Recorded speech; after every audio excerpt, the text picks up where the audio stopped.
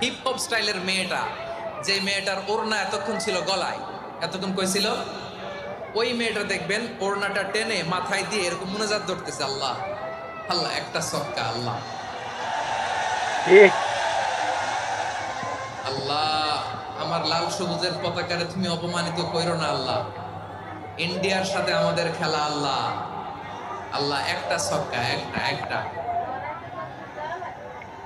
পুরো পুরো খেলা জুড়ে এই মেয়ের ওড়না ছিল গলায়, কিন্তু যখন এক বলে 6 রান দরকার, ওড়না চলে আসছে কোথায়, মাথায়। আবার মুনাজাত আসরে নাই, ঠিকই বাংলাদেশের দামাল ছেলে এমন এক শট মারলো, বল চলে গেল স্টেডিয়ামের বাইরে, ছক্কা, জিতে গেলাম আমরা।